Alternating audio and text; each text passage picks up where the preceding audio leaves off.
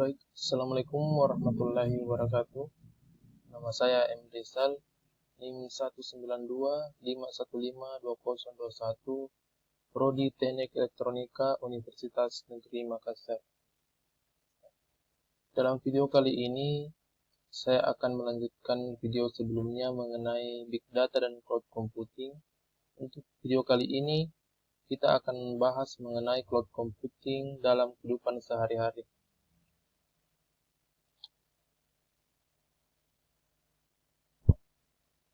Yang pertama, pengertian dari cloud computing.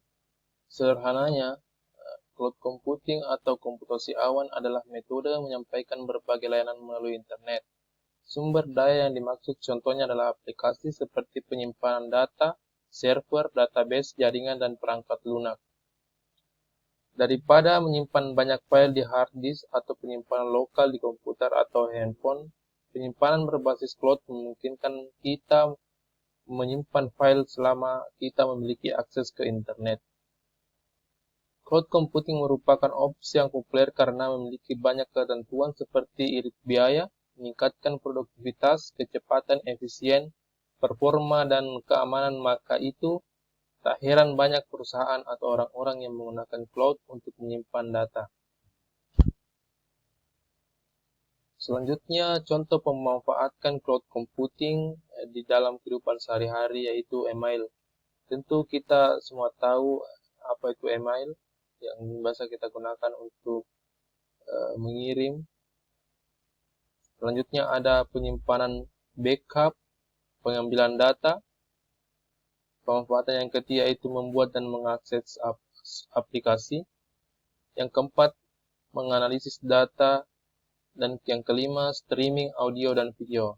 Itulah beberapa contoh mengenai pemanfaatan cloud computing yang bisa kita temukan di kehidupan sehari-hari. Selanjutnya ada tipe cloud computing. Untuk tipe cloud computing itu sendiri dapat dibedakan berdasarkan layanannya. Yang pertama ada software as a service atau biasa disingkat dengan SaaS atau SaaS, yaitu melibatkan suatu lisensi aplikasi perangkat lunak kepada penggunanya. Lisensi ini biasanya diberikan melalui metode Pay as you go atau on demand. Tipe seperti ini bisa ditemukan di Microsoft Office 365. Yang kedua ada infrastruktur as a service atau IaaS. Untuk ini melibatkan metode untuk menyimpan suatu file dari sistem operasi ke server dan menyimpan melalui konektivitas berbasis IP sebagai bagian dari layanan on-demand. Klien jadi tidak perlu membeli perangkat lunak atau server. Contoh populer dari tipe ini adalah Public Cloud dari Indonesia, Cloud dan Microsoft Azure. Yang ketiga, ada platform as a service atau PaaS, disebut sebagai paling saya pindahkan dulu ya.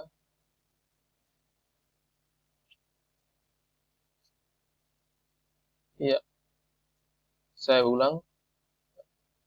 Platform as a service atau PaaS disebut sebagai yang paling kompleks.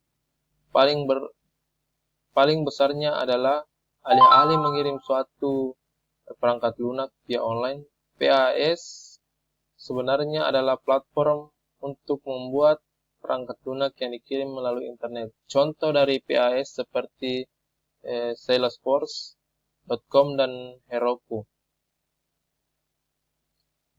Ya. Selanjutnya cara kerja dari cloud computing.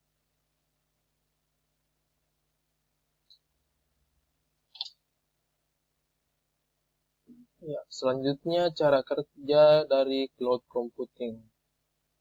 Ya, setiap varian cloud computing memiliki dua faktor yang sama secara umum, yakni data center yang berada di luar dan harus memiliki internet untuk mengaksesnya.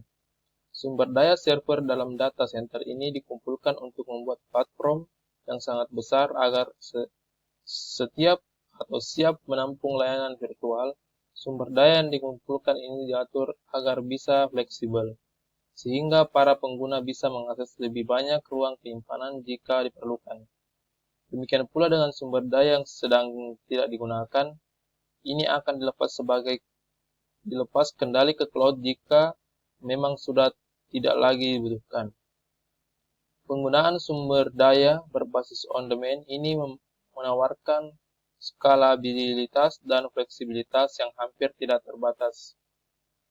Pasalnya, kebutuhan kita akan cloud computing senantiasa berubah atau dinamis. Selanjutnya, keuntungan menggunakan cloud computing. Cloud computing bukan sekadar bisa mengakses file secara remote. Berkat cloud computing, pengguna dapat mengecek email di komputer manapun, atau bahkan menyimpan serta mengakses file dari manapun seperti Dropbox atau Google Drive. Maka dari itu, perusahaan-perusahaan yang menggunakan cloud dapat mengakses atau memangkas biaya secara signifikan.